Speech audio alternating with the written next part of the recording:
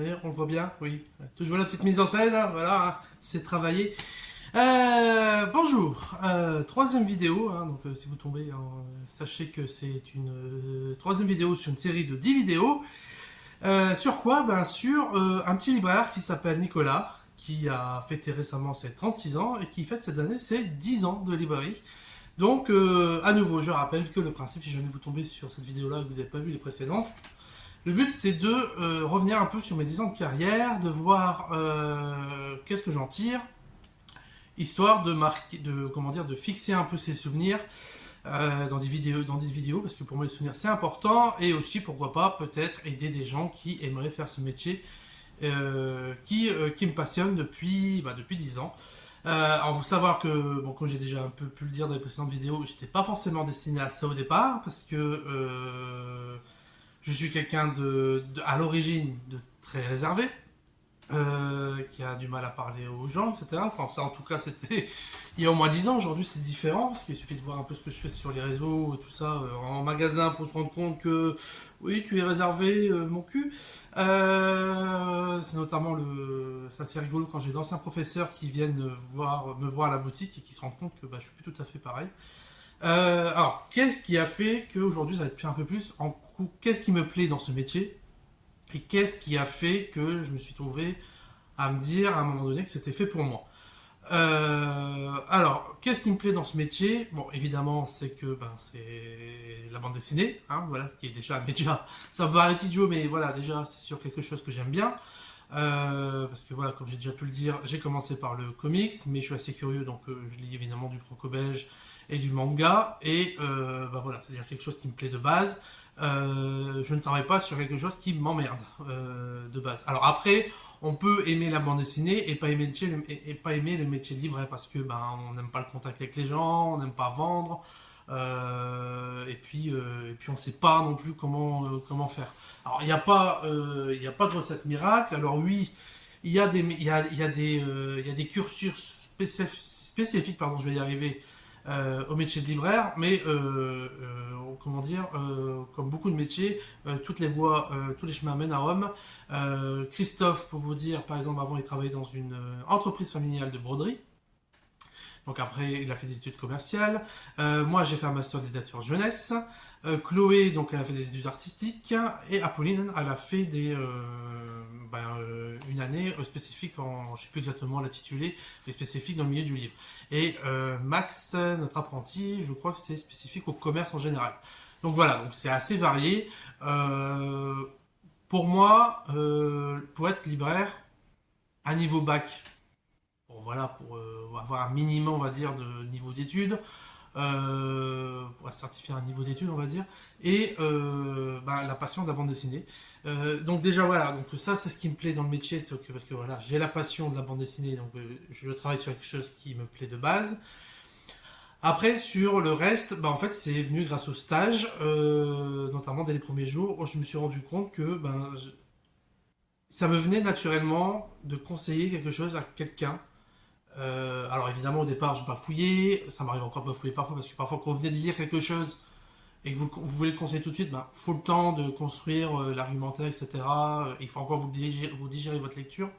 Mais ça venait assez vite. D'ailleurs de mémoire, si je ne me trompe pas, pendant mon stage, la première chose que j'ai conseillé à quelqu'un, c'était un cuisinier, ou c'est quelqu'un qui venait pour un ami cuisinier, et il m'a demandé un comics, et du coup je lui ai conseillé Tony Chu. Qui est un bouquin complètement barré sur un personnage cybopathe. C'est un inspecteur de police et cybopathe, c'est-à-dire que dès qu'il manque quelque chose, il sait d'où ça vient. Il peut pas s'en empêcher, donc s'il goûte un cadavre, il sait il revoit comment la personne a été tuée. Donc c'est complètement barré, c'est trop cool. Donc en fait, ça venu assez naturellement. Et en fait, au fur et à mesure, notamment, c'est le stage qui m'a débloqué pas mal de choses. Christophe, dès le premier jour, voilà, m'a mis en avant, hein, m'a dit allez-y. Il savait que j'aimais les comics, donc dès que pouvait être intéressé par le comics, il me laissait faire. Et évidemment, après, moi j'ai lu pas mal de choses, et en fait, de fil en aiguille, voilà, j'ai de plus en plus conseillé. Donc je me suis rendu compte que naturellement, dès le premier jour de mon stage, c'est quelque chose que j'aimais. Parce que j'aime, et je pense aussi c'est pour ça qu'au départ je voulais devenir professeur, c'est que j'aime apporter des, comment dire, avec des guillemets, instruire autrui. Je dis pas que j'ai instruit les gens en conseillant, mais j'aime apporter quelque chose aux personnes pour leur permettre d'avoir, pour le cas de la bande dessinée, de passer un bon moment la plupart du temps. On peut apprendre des choses, mais voilà, de base, comme la bande dessinée, c'est à la base, quand même, la plupart des gens recherchent un moyen de s'évader, et même si on peut aussi s'évader en apprenant. Voilà, ensuite, voilà, c'est le conseil. Bon, évidemment, j'aime bien le pognon, hein, donc c'est bien de recevoir de la thune. Blague à part, une des choses que Christophe m'a dit, on ne devient pas libraire pour être riche.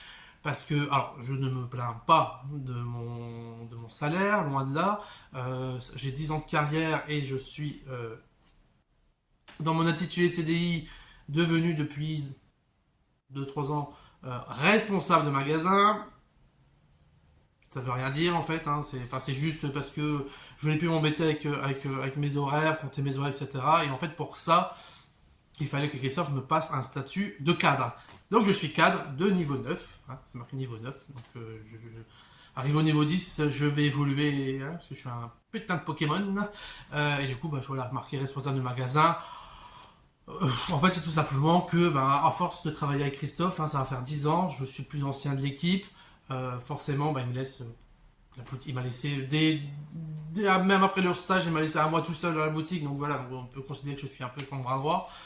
On peut dire que je suis entre guillemets responsable de la partie image de l'asberg, c'est-à-dire tout ce qui se voit dans le magasin, événements, communication, réassort, etc. Même si l'équipe fait ça. Et Christophe est responsable de tout. Mais lui, ça lui permet, du coup, il sait qu'il peut se reposer sur quelqu'un pour tout ça. Et du coup, lui, davantage se focaliser sur les rendez-vous représ, la comptabilité, les commandes bibliothèque, tous les trucs liés à la compta, à la gestion interne administrative, tous les papiers, les demandes de dossiers, les subventions, etc. Enfin bref, il y a énormément de choses à faire niveau paperasse, ça on s'imagine pas. D'ailleurs, parfois j'ai des gens qui disent mais Christophe il est pas là, on le voit pas. En fait non, il est juste en réserve ou en livraison voilà, il fait pas mal de choses. Et en plus il y a 2 boutiques à gérer, donc 2 structures, donc souvent c'est juste qu'il est de l'autre côté, il a aventure manga ou inversement. Bref. Donc voilà, l'argent. Et bon, en fait, non, pour être plus sérieux, c'est le contact avec les gens. Je ne pensais pas autant adorer le contact avec les gens. C'est quelque chose que, s'il n'y avait pas dans ce métier, ça m'intéresserait pas. Clairement, pendant le Covid, on se faisait chier. Parce que, voilà, avec le click and collect, etc., c'était plus pareil. Hein, les gens ne venaient que pour chercher leur bouquin, ils ne pouvaient pas rester en magasin. Et c'est pas quelque chose qu'on peut faire en télétravail. Le métier de. On peut faire des conseils hein, sur un newsletter, etc., via des vidéos et tout, mais voilà, voir quelqu'un en boutique, vous demander des conseils, de le voir les yeux qui commencent à s'ouvrir, dire ah ouais, ça a l'air sympa, etc. Et même revoir le client. Oui, vous entendez peut-être du bruit, hein, mais c'est pas grave, parce qu'il fait chaud. Revoir quelqu'un qui vous remercie pour le conseil que vous lui avez donné, ça peut paraître niais, mais je m'en branle. C'est une des grandes satisfactions de ce métier. Moi, je me souviens toujours d'un père de famille qui venait pour faire découvrir Pixel à son fils. Un jour, je vois arriver un petit garçon de 9 ans et le monsieur en question derrière, donc je comprends que c'est son fils. Et le garçon qui me vient vraiment des étoiles plein les yeux en me disant merci et on va avoir découvert Picsou. Donc voilà, donc ça c'est un truc que j'adore. Alors évidemment, hein, on a parfois des cons, hein, on va pas se mentir, hein, ça c'est partout pareil. Il y a des cons partout, il y a des gens qui sont jamais contents, il y a des gens qui râlent, il y a des gens. Heureusement c'est une minorité, mais c'est un peu comme une classe d'école, vous pouvez avoir 30 élèves et le 31e qui est un petit con. Évidemment, on va pas se cacher, on a eu notre lot, un, deux cons, et au bout d'un moment, on n'a pas hésité à leur faire comprendre que merci, mais non merci, si vous n'êtes pas content, allez ailleurs, allez sur internet, hein, si ça vous va pas, hein, on vous donne ça, on va pas commencer à vous donner nos reins.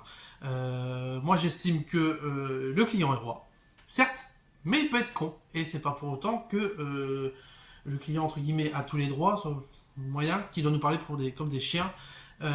et qu'on doit lui dire amen à tout. Non, ça c'est ce que je dis, parce que je peux dire à Chloé et à Pauline au départ, et c'est ce que je dis à tous les stagiaires, voilà, c'est que on est humain, on peut avoir des petites faiblesses, etc., sur certaines choses, mais c'est pas pour autant qu'on doit nous parler comme de la merde. Voilà, donc ça c'est dit, hein, voilà. Ce qu'il faut savoir, c'est que j'ai pas eu ce côté sûr de moi tout de suite, hein, mais ça je reviendrai plus tard. Donc le contact avec les gens, ça c'est génial, surtout les connaissances, enfin, il y a des clients qui sont quasiment devenus des amis. Alors, c'est quasiment parce que, pour moi, enfin, vraiment, je considère comme amis, c'est des gens avec qui je serais sorti boire un verre, etc. Voilà, après, voilà, la frontière est très vague, hein. Mais moi, je pense à Maxime, l'homme du Mans, qui est un client fan de Batman, qui maintenant est parti au Mans avec sa compagne et ses 2 filles. Qui est quelqu'un qui venait pour des conseils comics et qu'on s'est lié d'amitié. Je pense à Nicolas, Spider-Man, qui est un jeune homme de 20 ans avec sa compagne Maëlys, qui est adorable, que je peux considérer un peu comme un petit frère, et que j'espère qu'il va aller loin. Donc Nicolas, voilà, tu passes dans la vidéo, chiale, voilà, je te rends hommage. Voilà. Bon après il y a plein de gens, hein. Je pense à Jonathan, par exemple. Je pense à Monsieur Luc Damy, qui est notre euh, plus gros client en comics, hein. Enfin un client vraiment historique de la boutique, qui est quelqu'un d'adorable, qui a toujours une attention particulière pour nous, pour les anniversaires, etc. Donc voilà, et c'est quelqu'un qui a une collection incroyable en comics et en statut, c'est un truc de dingue. Bon, après je peux citer Jean-Marc. Bref, il y a plein de gens avec qui voilà, on se lie plus ou moins entre guillemets d'amitié. Voilà, Jonathan, quand il passe, il peut passer 1 heure, 2 heures en boutique, on parle pendant que je travaille, voilà, il parle de l'actualité, enfin, on parle un peu de tout et de rien.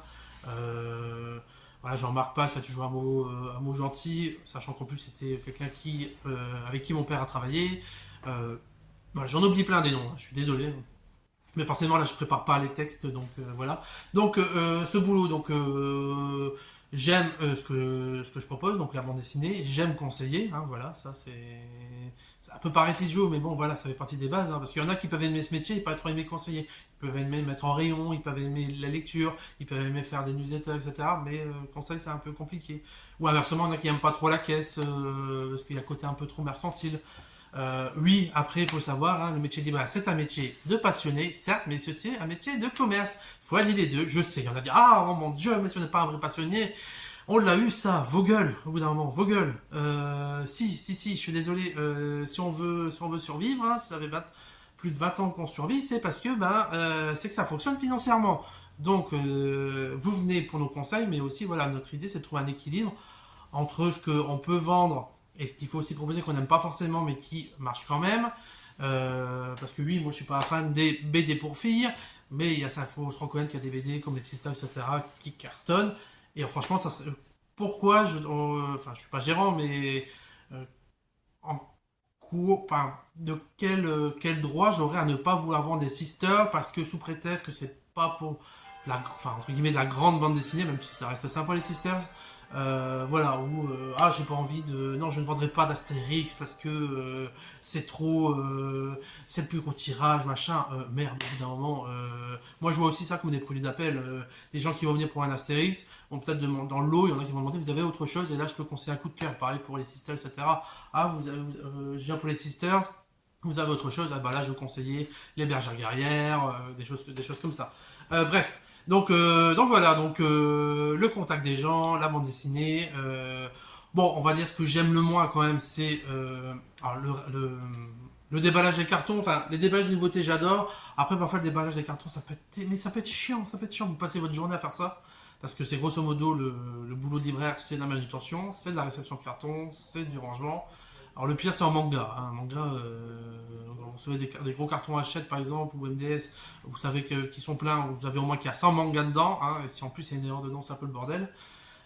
Donc bref, voilà, on va dire que ça peut être un peu sur la durée en disant, bon, c'est vrai que c'est forcément l'élément le plus. Alors, je dis des évidences hein, depuis tout à l'heure, hein, mais c'est vrai que ça peut être. Il y en a qui adorent ça, hein, la manutention rangée, ranger, j'aime bien que la librairie soit nickel, mais voilà, c'est pas le côté le plus fun. Et sinon, qu'est-ce qui a fait que j'ai trouvé que c'était pour moi, notamment parce que je suis passionné par la bande dessinée, donc forcément ça colle, et que je me suis rendu compte très vite des premiers jours de chasse que j'étais fait pour conseiller des gens. J'adorais partager des connaissances sur des choses que j'aimais pour pareil que ce que j'ai pu ressentir, que les gens puissent le ressentir à nouveau. Donc je pense que c'est vraiment ça qui a fait que je me suis rendu compte que la BD était, enfin que ce métier de libraire était fait pour moi, c'est cette possibilité de pouvoir partager avec les gens des ressentis que j'ai eu de lecture, en espérant qu'ils puissent ressentir la même chose. Voilà, donc quand j'ai des émotions fortes, là je pense, je sais pas, à la route de Larsonnais qui m'a pris, pris une baffe dans la gueule, j'arrête pas d'en conseiller. Et quand je vois le retour des gens en disant, putain, c'était génial, c'était un truc graphiquement incroyable, voilà, ça c'est, encore une fois, voilà, c'est une chance de ce métier, c'est un truc incroyable que Internet jamais ne pourra nous enlever. Parce que même, encore une fois, même si on peut faire des visioconférences, etc., c'est pas pareil, vous n'avez pas le contact, je suis désolé. Vous n'avez pas le contact avec les gens. On l'a vu pendant le Covid, c'est pas la même chose. Même si ça peut être très bien, et encore une fois, il y en a qui n'ont pas la possibilité d'avoir une librairie près de chez eux. Et non, je ne vais pas commencer à vous dire, oh mon dieu, Amazon. Non, il y en a, ils n'ont pas la possibilité, ils peuvent pas se déplacer, ou ils ont vraiment rien à proximité. Oui, Amazon. Alors après, par exemple, pour la bande dessinée, en tout cas, bon, aujourd'hui, commander sur Amazon, je me dis, c'est un peu comme. Je suis désolé, sachant que le prix est le même partout, peu importe que vous commandez en ligne ou en boutique physique. Alors, je parle du livre neuf parce il y a le prix unique, c'est l'éditeur qui fixe le prix. Encore commander sur Amazon, alors qu'il existe plein de librairies, par exemple le réseau Canal BD auquel on appartient, chaque librairie a son site internet, donc vous pouvez commander le bouquin, c'est le même prix avec les frais de port, mais voilà, donc bon, ne faire que commander sur Amazon, c'est, je peux comprendre d'un côté et en même temps je me dis aujourd'hui il y a tellement d'offres différentes sur les sites internet que bon, c'est un peu de la fainéantise aussi, hein, faut pas se, je sais que vous cherchez pas très loin, hein, vraiment pas loin pour commander sur un autre site avec les mêmes avantages sur Internet.